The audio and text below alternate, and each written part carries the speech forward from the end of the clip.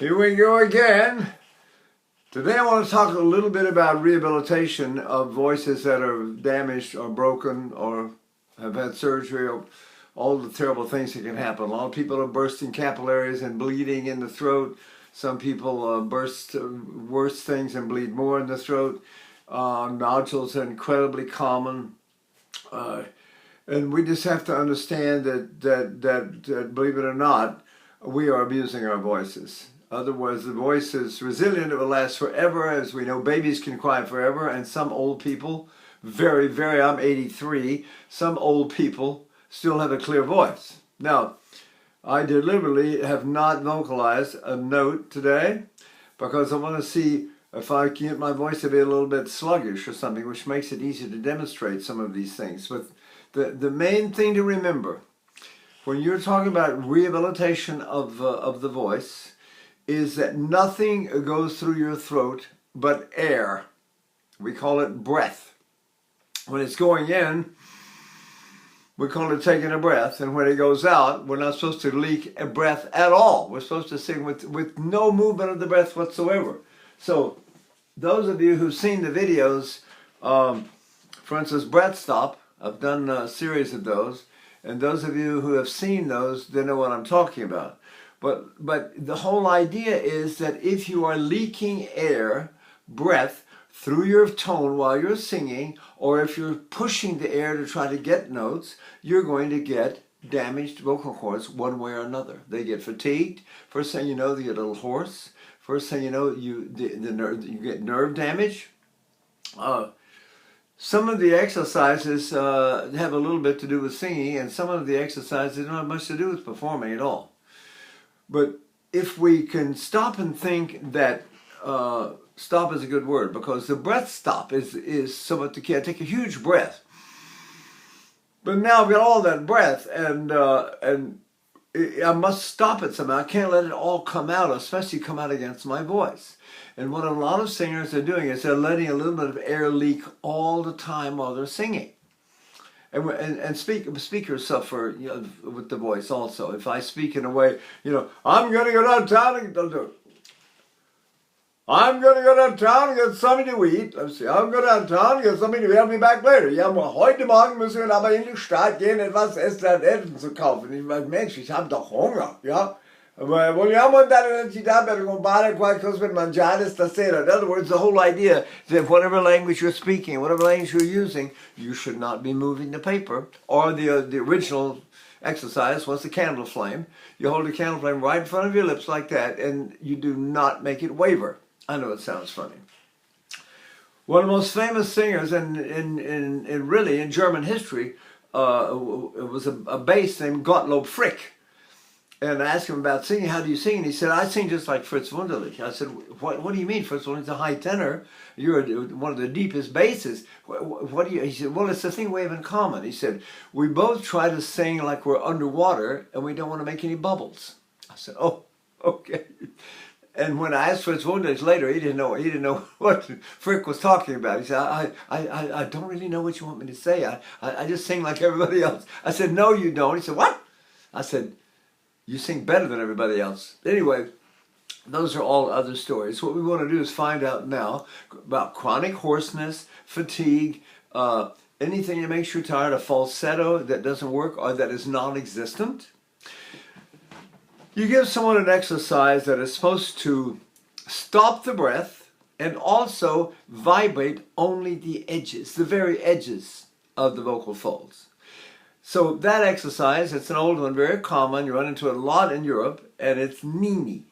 So you go ni-ni-ni-ni-ni-ni-ni-ni-ni. Now the breath is stopped right there. Ni-ni-ni-ni-ni-ni-ni-ni-ni. So the breath is stopped and it's not moving, but the E, that sharp E I've got, it's not even a vocal sound. It's not a sound that I would want to sing in the theater, but it does eliminate the full vibration of the vocal fold and gets it so only the edges vibrate. So I've been through this with otolaryngologists and pulmonologists. So some of this stuff is factual and some of it has nothing to do with science whatsoever. Some of it is old singer lore, and who knows where that all came from. But it worked. People learn to sing using it. So this is one of the things. You want a healthy pair of vocal cords, you go nee, nee, nee, nee, nee, nee, nee, nee, nee, nee, nee, nee. You can voice it zee, zee, zee, zee, zee, zee, but nee voices it also. Nee, nee, nee, nee, zee, nee, nee, nee, nee, nee, nee, zee, zee, zee, zee, nee, nee, nee, nee, nee, nee, nee, nee, nee, nee, nee. All right. When you give that to some people, last year I had a baritone, and I said, go nee, nee, nee, nee, nee, because I heard something in his voice, and he goes, not a sound, not one sound, didn't have one sound in falsetto that he could make. He couldn't go, yeah, and he couldn't go, where you close the edges. In other words, the edges were so beat up. It was terrible. So I sent him to the doctor, and he came back and said, the doctor says that my vocal cords don't have nodules. He said, my vocal cords have so many that it looks like combs inside the combs. So I said, are you a smoker? He said, yes, stop that. So we stopped that. I said, can you be silent? He said, well, it'll be difficult. I said, learn to be silent. Don't speak. At least don't speak unless you have to. Nod your head to say yes and shake your head to say no, and avoid literally every possibility to speak, because you speak incorrectly. You're compensating now for the lack of, you don't have that in your voice, so you're doing this and you have to blow more air to get the entire vocal fold to vibrate, see? And a lot of singers, unfortunately, sing they call it too chesty, that's the terminology. But it's like that. It's really, what you're doing is you've got the entire vocal folds slapping each other like that. And you should be using only the edges. So, I'm going to practice going some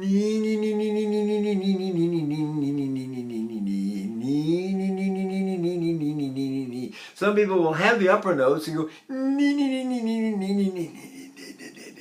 lose it completely on the low notes. Some people will have the low notes but be unable to take it up to any kind of higher note.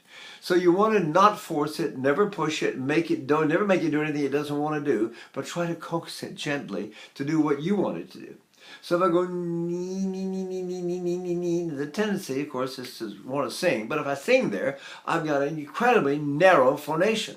I go nee, nee, nee, nee, nee, na, na, na. I wouldn't want to sing like that. What I want is a pair of healthy vocal folds so I can go la. See? Now, always behind everything we do in terms of trying to rehabilitate the voice is we make sure that the breath doesn't leak.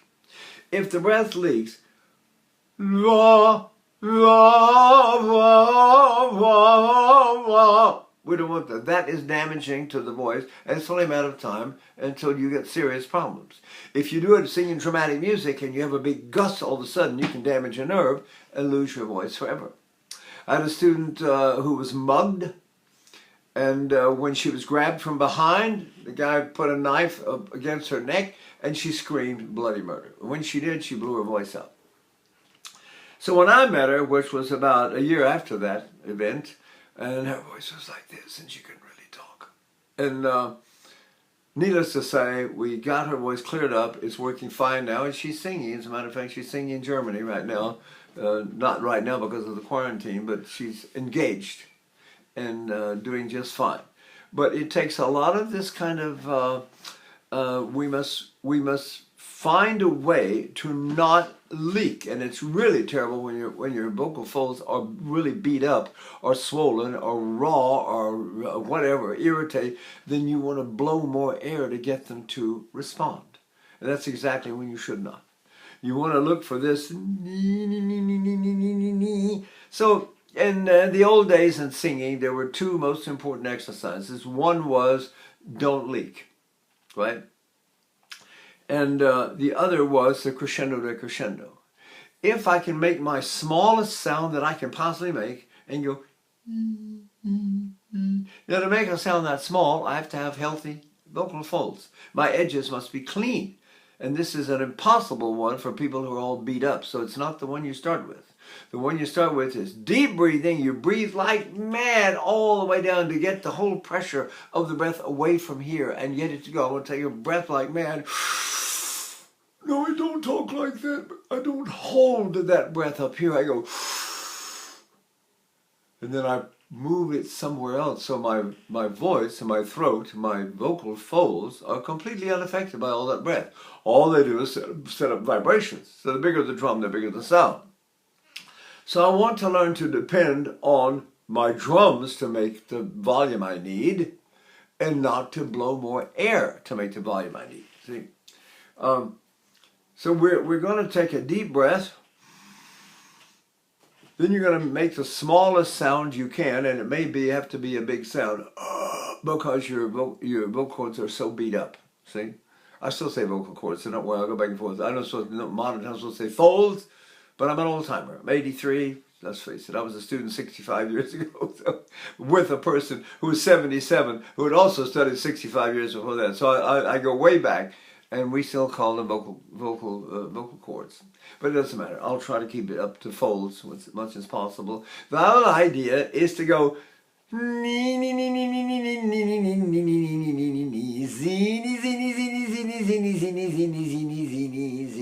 I'm not going na na na na na na na. I'm going nee nee nee nee nee nee nee nee nee. Can employ more vocal fold, and then uses only the edges, and that's what we're trying to do. We're trying to rehabilitate the voice from the edges into the rest of the throat. We're going to try to do edges first. If we cannot, then we do this.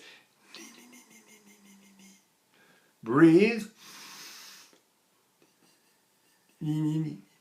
What happens gradually, as the whole idea starts to get absorbed into the body, you usually start with 1 or 2 notes, and if you do, you're on your way to the promised land. Right? Caruso said in his book, if you learn to breathe the correct way, which is the way he describes in his book, pull the belly in and breathe way down your lower back, and open your lower back like a bellows when you breathe, and squeeze it together when you sing. And to quote George London, nothing moves unless the breathing moves it. So I don't spread my ribs like that without breathing. I only breathe, and then my lower ribs open. And then when I start to sing, they close. And sometimes they close with more squeeze and more pressure. And sometimes if you're using a sigh method, they sort of just collapse. If you're using a spin tone method, you never open them in the first place. See, and this is all very confusing, but hopefully we'll get around all that. Anyway, right now we want to figure out what is the first thing I do. And the first thing I do is breathe like mad, like my buttocks are balloons and I'm trying to fill them up. And when I do, I pull my navel in.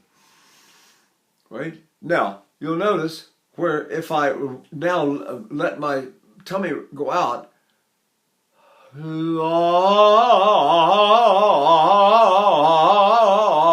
it's sort of a paradox that I let my belly relax and go out, let my diaphragm go out while I'm making sound, and it doesn't leak air. You'd think I'm going, and air would come out. But the whole secret to the sigh method is to sigh down and in. I can sigh behind my sternum, or from the navel down, or I can do a reverse sigh and sigh down my spine.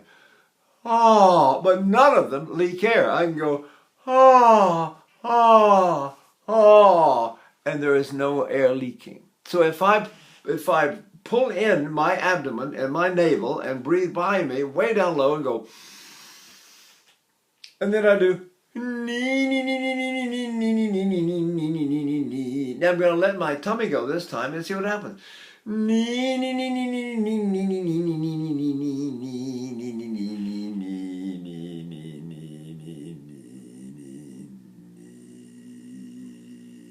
If I want my voice to be, I said at the beginning I didn't warm up today because I want my voice to be a little bit thicker than it would be if it were ideally warmed up. Now, what's really happening when we're warming up? Imagine overnight that your vocal folds fill up with fluid. If they fill up with fluid, I need to vibrate that fluid out of there and get rid of it and get rid of any extra swollen. Some people like that sound. They're like, oh yeah, I've got a bigger sound today. Except it doesn't carry. Nobody can hear it over the orchestra. And that's what is a warm-up except to get the vocal folds slender and get rid of all that excess liquid. It can be mucus, it can just be, you know, any kind of healthy liquid that fills your vocal folds overnight and nourishes them and gives them a good lubrication and rest. And then when I get to sing, I try to vibrate it out of there, because I don't want to take all that thick sound and have to sing high notes. I know I'm talking a little bit like a tenor, but all of you have high notes relative to your voice category. So even a bass has high notes, and he sure doesn't want to take up anything thicker than he has already. They got a beefsteak slapping it in there now. So we do not want a heavy, thick sound. That is a terrible mistake, right? So I'm going to go nee, nee, nee, nee, nee, nee, nee, nee, nee, nee, nee, right? Then I do something that stops the breath and places the voice somewhat above the nasal cavity. If I go, it's in my nose. So if I do that, it makes the air leak, and all of this business about pushing your stomach out when you breathe and pulling in while you sing puts tremendous pressure of the breath up against the throat. See? So you have singers that sing, they fill up their bellies and push out, then they pull them in while they breathe. And I mean, while this sings, so while I'm singing, I'm going,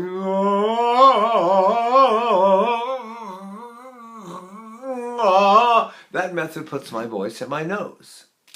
And that's why so many male singers talk about having a cover. When they get to the passaggio, the passage, where you go from the middle register to the high note, they have to cover, they have to arch the palate, they have to do something, because the voice is out of place in the middle voice. And if I go, ma ma ma ma ma, na na na na na na, I have no room whatsoever for my high notes. I've got to go or something and cover. When I do that, my emission changes, right? I go la la la la la la la. I'm having to blow all kinds of air up in there, and I'm trying to keep it stopped, but it's still filling up this area, and it gets really throaty, and you're hoping that you got to go ying yang ying or something to try to keep it up front. Now, why not pull your abdomen in, like Mr. Caruso recommends? He and Lily Lehman, and same in her book, she talked about the same thing. Breathe in, pull the abdomen in, breathe in your lower back, and now go nee nee nee nee nee nee ma ma ma ma ma ma ma ma ma ma. My voice is all sticky and rough and old, and when I haven't warmed up at all, and you hear this starting to come in, well, I've got to clear all that out before I can really sing. So that's about what I'm talking about. Now we're back to what I said a while ago. Don't ever try to force the voice to do anything. I will warm up my middle and my low notes before I even try to sing high notes. I want to demonstrate it. I would never go up there if I were warming up my voice to sing. I wouldn't go up. It's not even high. I don't know what it was, but it wasn't high.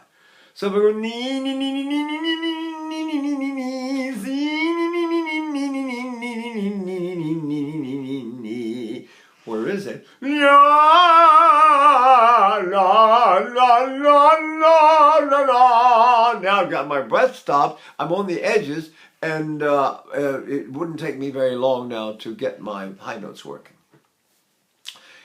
So the high notes are on the edges of the vocal folds, and they pull longer and they get tighter, and the closure of the glottis gets tighter, and there's more resistance.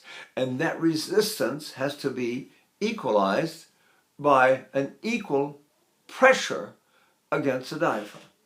So I try not to change my emission. It's like somebody holds their arm this way and then starts pressing down on it. Well, if you want to hold the position, you have to work harder and give more to keep it the same. Here I go. I'm not pressing hard. Now, what if I press really hard? See? Now I'm working real hard here.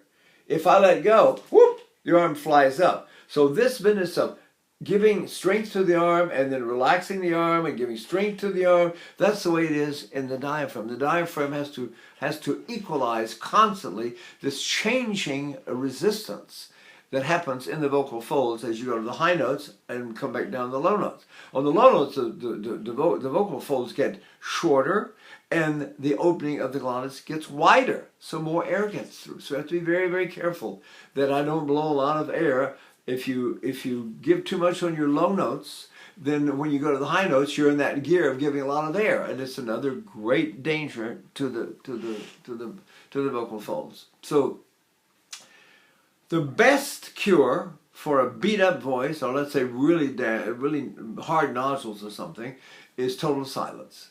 They did a silence cure. The famous soprano Lucrezia Borri went into a convent for 2 years and swore a silence oath and did not make one sound.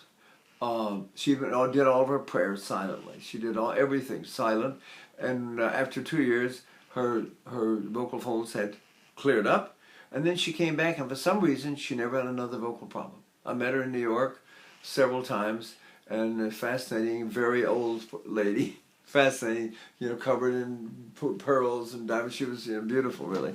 And but when you tried to talk to her about it, she simply said, "Oh, you must never let the air come through." She said, "That's the problem," right? It's usually done nowadays because people are trying to sing a little bit bigger than they should, or it's a method they use to get to the high notes. See, when I go, if I'm out of place, Mom, I'm here, I go la la la la. Now I'm going to have to cover to get to the high note now because my voice is too low. It's sitting down here. La la la. And when I do that, my emission, my breath goes. Oh. The danger is when I do that, I can wreck the nerves in my throat and lose my voice completely. It happened to famous singers where they've sung one note and lost the voice completely. There was one American baritone, very famous one, and he had a habit of what he called hooking, and he goes, and he's shooting air almost at every note, right? And one of them got away from him and hit him up here and tore the vocal cord loose. And tore it loose. They tried to sew it back in, but you can never sing anymore. Some singers suddenly, Franco Corelli learned, Otello, which is very dramatic, very intense role. And he did something, and a gust of air hit his voice, and that was it. He fabulous singer for 30 years, and all of a sudden, when I heard him at a concert, he couldn't sing one high note. The middle voice, the voice is still there, right? So we don't know. There's endless stories like that of singers that lose They lose the health of the vocal folds, and the breath gets all confused and all sorts of things. So you take a breath behind you, right? And then you get yourself like this, and this used to be the candle flame, but you do this, and you find a way to go ba ba ba ba ba ba ba, and then I go nee nee nee nee nee nee nee nee nee nee nee. When I do it, I'm just on the edges. Nee nee nee nee nee nee nee no no no no.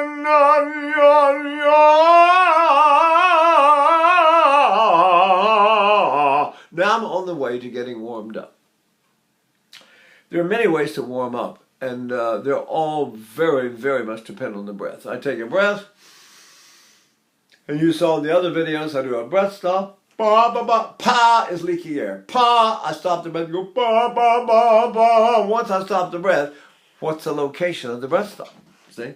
If I use the lips, I go ma, ba, ba, ba, ba, ba, ba, ba, ba, ba. This pa is out here. And that ba is right there. So you can watch the other videos about the breath stop and see some of that. But it really is crucial that we know these things to maintain the good health of the vocal folds, or to retrain them in a way and retrain your breathing so that you no longer are sending up gusts of air or letting air leak through your tone. If I'm a pop singer and I want to sing a breathy tone, if I want to sing unforgettable, that's what you are, I really need a microphone then, because I don't have to push. I can just make that sort of gentle effect. But even those guys have to be careful. They get very limited in their range and have a terrible time singing up high. Some of the guys, I was listening to John Fogerty the other night with Creed's Clearwater Revival, and I must say he didn't leak air. Just a natural. Some of those fabulous singers that sang for so many years, did not leak air. Now, you can decide where you're going to stop the air. What if I stop my nose? See, I'm going, how many times have you heard someone say? See, I'm not leaking air, but I'm stopping it in my nose. See, dear, there's my drone ahead, dear, baby, don't mind what it said. You can stop the breath all over the place. There's all kinds of methods for that. I demonstrated a little bit of the circle of the chakras on one of the tapes. That's one of them. But a lot of guys, they'll pick a spot and they'll sing. They'll stop the breath right on that little spot. See, and there's the hiccup. There's the miniature cough. There's behind the glottal stroke.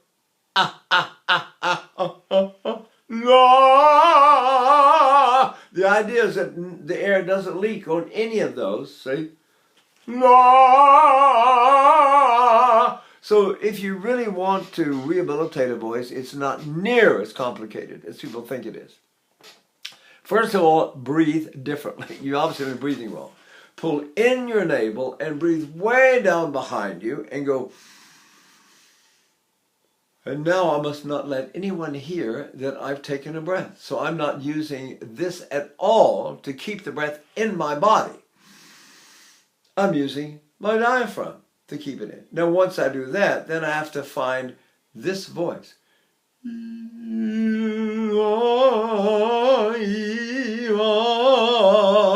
And that's where that messe di voce, the crescendo decrescendo, comes in. I start with my smallest sound and I go even smaller.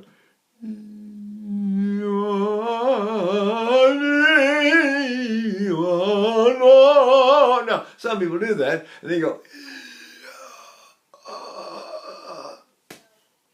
Then you got a problem, a way. The best way to do it is to tell the person to be silent for 6 months. I had 3 students from the same teacher. All three were tenors, and all 3 had nodules on the vocals. And one guy had hard nodules.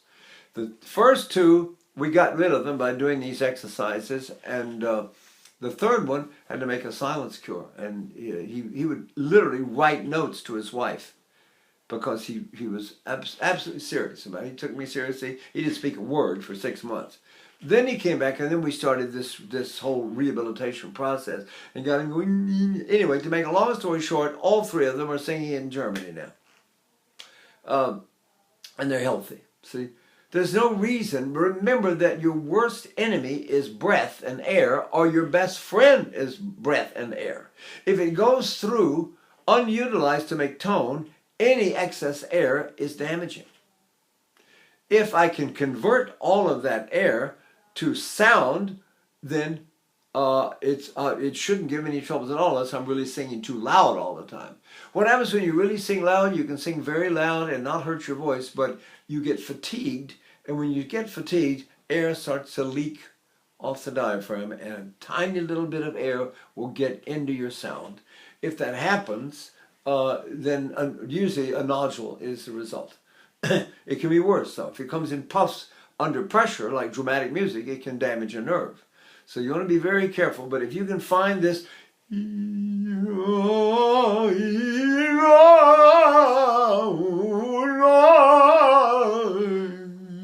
that is the way I personally would warm up. It's the way I was taught to warm up. I said to my old teacher, Olga Reese, I said, how long shall I warm? How much shall I warm up? She said, warm up. I will give you a blanket. You must know your place. I said, my place? She said,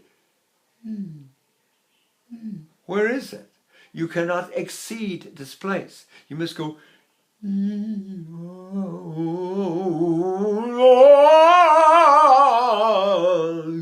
So that place remains the same. As I crescendo, there's nothing coming out except sound. And the breath that is crescendoing is all being utilized to make sound. None of it is in excess to the point that it begins to leak through the glottis and cause me trouble. See? So this is at least a start. People should think about this. Take a deep breath. when you take it, your throat now is completely relaxed. It's like this, and I go, make your smallest sound you can make and go,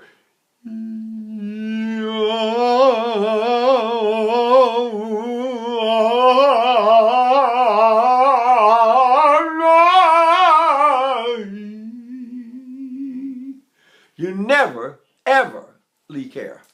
Remember, your best friend is sitting down inside, and your worst enemy is sitting up here, coming this way.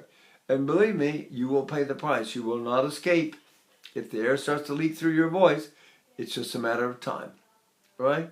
So let's give this a little thought, and see. We'll practice your breath stops, and let's figure out if my breath stops. If I do pa, it's leaking, and if I go ba, the breath is stopped. Ba ba ba ba ba ba ba ba. Now I go.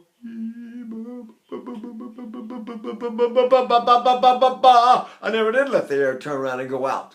So you can see me doing it. Going,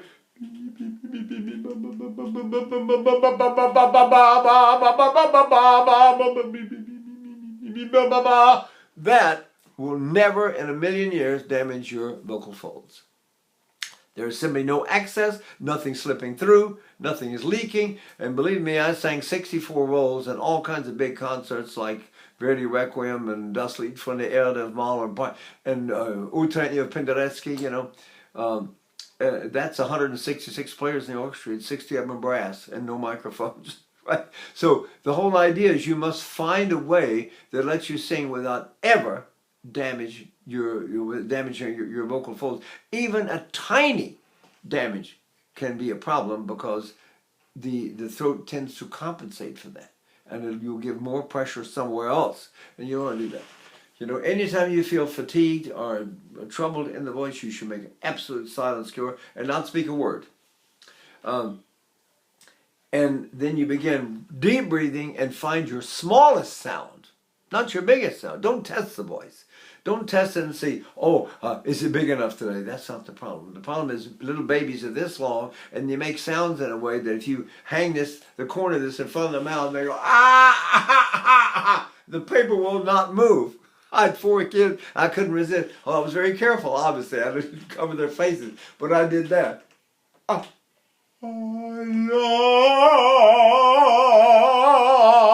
See, you do not need to in fact, if you leak air, it diminishes the tone.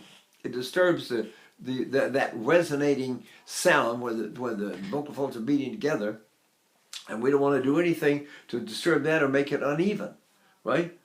All right, I hope this helps. It's something at least to think about a little bit, okay? Okay, bye.